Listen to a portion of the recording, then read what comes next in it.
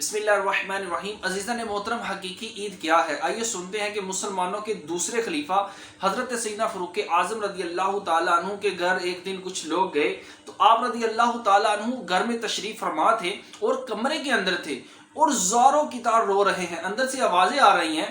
اور جب فاروق اعظم رضی اللہ تعالیٰ عنہ باہر آئے تو لوگوں نے پوچھا، یا امیر المؤمنین، آج تو خوشی کا دن ہے، آپ کیوں رو رہے ہیں؟ تو آپ رضی اللہ تعالیٰ عنہ نے بہت ہی پیارا جواب دیا۔ آپ رضی اللہ تعالیٰ عنہ نے فرمایا، آج عید کا بھی دن ہے اور وعید کا بھی دن ہے۔ تو آپ رضی اللہ تعالیٰ عنہ کا مطلب جو تھے وہ لوگ سمجھے نہیں۔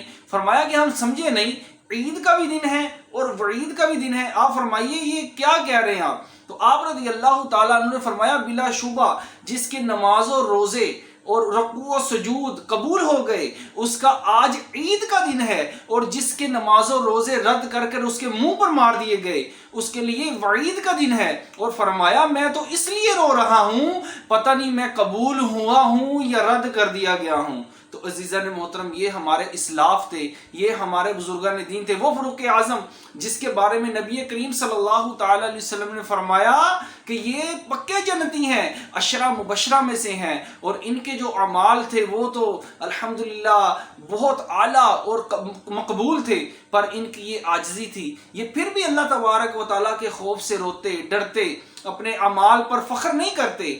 آج ہم 2-4 نمازیں پڑھ لیتے ہیں تو ہم کہتے ہیں جی لوگ ہمیں نمازی کہیں، حج کر لیتے ہیں تو لوگ ہمیں حاجی کہیں، اپنے نام کے ساتھ حاجی لگا لیتے ہیں۔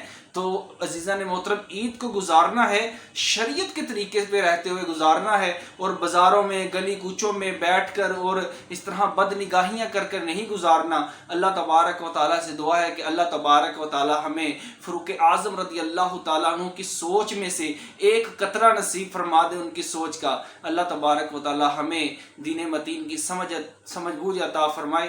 آمین بجاہ النبی الامین صلی اللہ تعالیٰ علیہ وآلہ وسلم۔